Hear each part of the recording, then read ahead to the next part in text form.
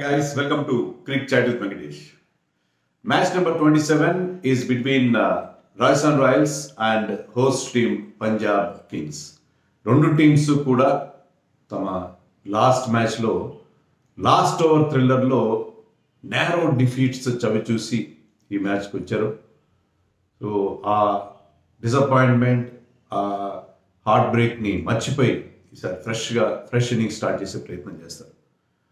పంజాబ్ ఆడిన 5 మ్యాచ్ల్లో 3 ఓడిపోయి 2 గెలిచారు. Rajasthan has been doing well, వరుసగా 4 మ్యాచ్లు గెలిచి చాలా ఇంప్రెసివ్గా స్టార్ట్ అయ్యారు. కానీ లాస్ట్ మ్యాచ్లో గెలవాల్సిన మ్యాచ్లో చివరిలో గుజరాత్ టైటన్స్కి వాళ్ళు విజయాన్ని అప్పచెప్పి ఐ థింక్ వాళ్ళు కూడా కొంచెం డెఫినెట్గా డిసప్పాయింటెడ్గా ఉంటారు. But the team is looking good. కొన్ని ఇంజరీ కన్సర్న్స్ ఉన్నాయి, రెండు టీమ్స్కి ఇంజరీ కన్సర్న్స్ ఉన్నాయి. బట్ ఐ థింక్ ఈ మ్యాచ్ చాలా ఇంట్రెస్టింగ్గా ఉండబోతుంది. మ్యాచ్ ఎక్కడ జరుగుతుందంటే పంజాబ్లోని ముల్లాపూర్ స్టేడియం, మొహాలి ముల్లాపూర్ స్టేడియంలో జరుగుతుంది. ఇక్కడ ఇప్పటివరకు 2 మ్యాచ్లు జరిగాయి.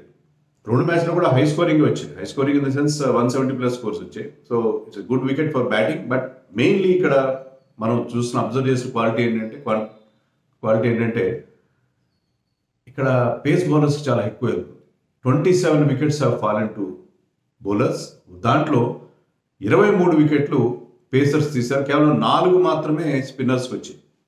సో పేస్ బౌలర్స్కి ఇక్కడ డెఫినెట్గా హెల్ప్ ఉంది. ఆ బౌన్స్, క్యారీ అన్నీ కనిపిస్తున్నాయి. అండ్ మూమెంట్ ఆల్సో, ముఖ్యంగా Sunrisers versus Punjab Kings మ్యాచ్లో న్యూ బాల్తో bowlers moving the ball and getting rewards. So ఖచ్చితంగా ఇక్కడ పేస్ బౌలర్స్ మీద ఫోకస్ ఉంటుంది. అంతేకాకుండా కొంచెం వర్షం థ్రెట్ కూడా ఉంది. వర్షం రావచ్చు రాకపోవచ్చు, కానీ ఓవర్ కాస్ట్ కండిషన్స్ ఉండే అవకాశం. ఓవర్ కాస్ట్ కండిషన్స్ ఉంటే ఖచ్చితంగా బౌలర్స్కి మరింత హెల్ప్ లభించే అవకాశం ఉంటుంది.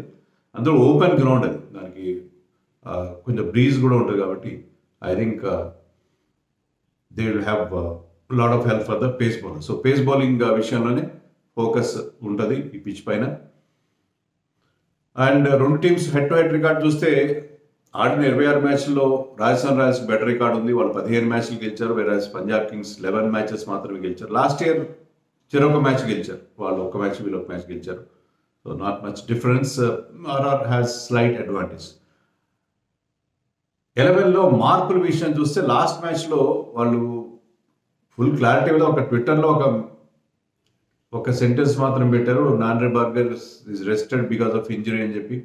సో అతని ఇంజరీ ప్రజెంట్ స్టేటస్ మనకి ఇంకా ఎలాంటి అప్డేట్ వాళ్ళు ఇవ్వలేదు. నేను వాళ్ళ ట్విట్టర్ అకౌంట్ కూడా చెక్ చేశాను, ఎలాంటి అప్డేట్ లేదు మనకి. సందీప్ శర్మ విషయంలో కానీ నాండ్రే బర్గర్ విషయంలో కానీ ఇద్దరు కూడా both of them were carrying niggles for the last match. So వాళ్ళిద్దరిలో మరి ఎవరు వస్తారు? కేశవ్ మహారాజ్ని ఆడించారు లాస్ట్. కేశవ్ మహారాజ్ ఈ పిచ్ మీద, అందులో ఆల్రెడీ వాళ్ళకి చహల్ అండ్ అశ్విన్ ఉన్నారు, ఇంక వాళ్ళకి 3వ స్పిన్నర్ అవసరం ఉండదు.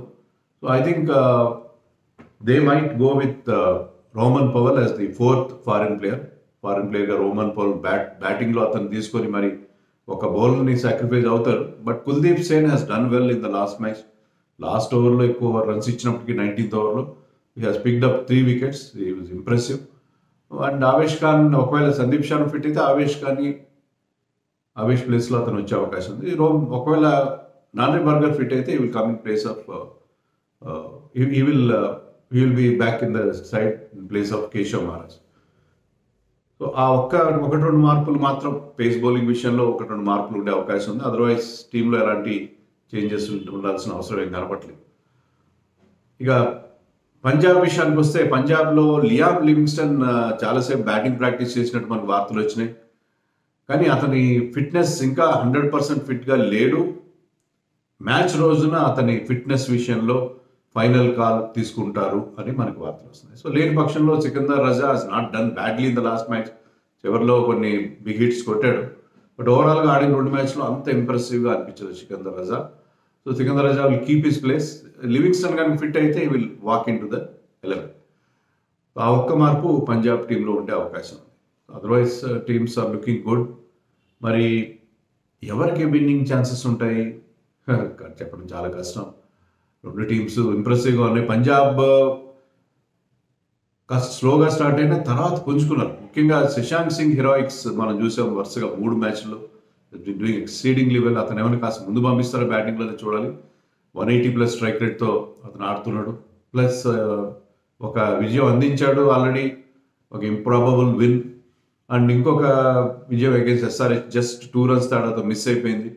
He and Ashutosh Rana batting at 6 and 8 are extremely good. ఇద్దరు కూడా అదరగొట్టేస్తున్నారు. సో చివరిలో వాళ్ళకి ఆ ఫైర్ పవర్ కనిపిస్తుంది. స్టార్టింగ్లో శామ్ కరన్ లాంటి వాళ్ళు డిసప్పాయింట్ చేసినా సరే, ఈవెన్ శిఖర్ ధవన్ కూడా అంత కన్సిస్టెంట్గా లేడు ఈ సీజన్లో.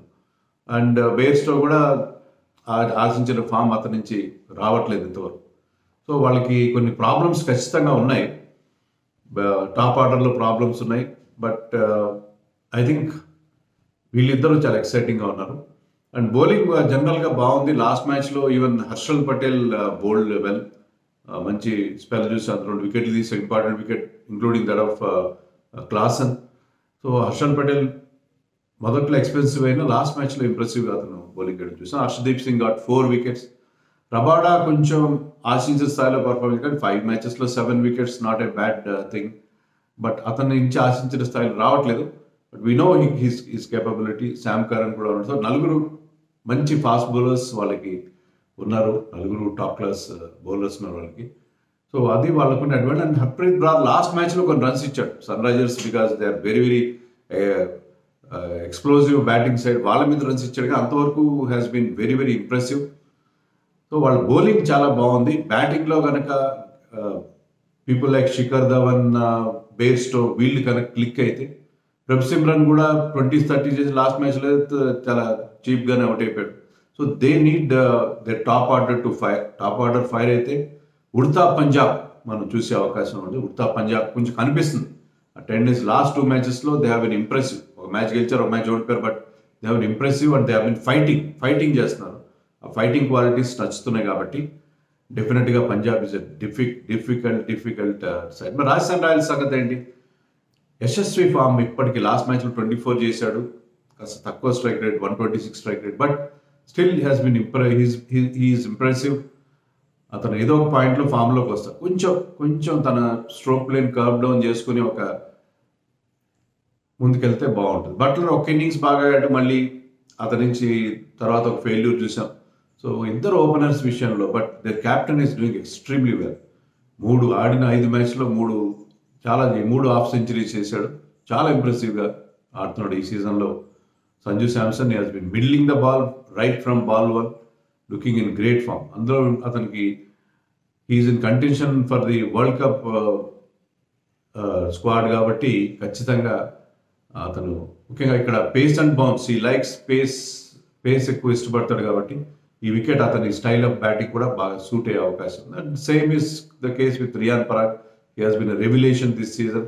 చాలా అద్భుతమైన బ్యాటింగ్ చేస్తున్నాడు రియాన్ పరాగ్. సో రియాన్ పరాగ్ అండ్ సంజు శాంసన్ వీళ్ళిద్దరు ఎలాగైతే వాళ్ళకి మిడిల్ ఆర్డర్లో మంచి ఫోర్స్ ఉందో, ఇక్కడ కూడా పంజాబ్కి ఇలాగే వీళ్ళకి కూడా number 3 and number 4 are very very good. So ఈ ప్లేస్లోనే వాళ్ళిద్దరి మీద ఎక్కువ డిపెండ్ అవుతారు. Hetmyer we know is a very very capable batsmen అతను. సో వాళ్ళకి I think they are very good.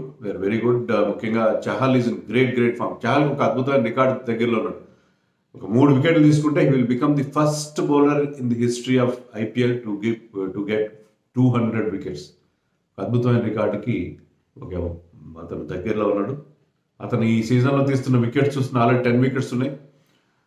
చూస్తుంటే ఖచ్చితంగా ఈ మ్యాచ్లో 3 wickets తీసి 200 ల్యాండ్ మార్క్ రీచ్ అవుతాడేమో అనిపిస్తుంది. ఎందుకంటే ఆడిన 5 matchలో కనీసం 1 wicket తీశాడు. బుమ్రా అండ్ చహల్ వీళ్ళిద్దరికీ ఆ డిస్టింక్షన్ ఉంది, ఆడిన ప్రతి మ్యాచ్లో వికెట్స్ తీయడం.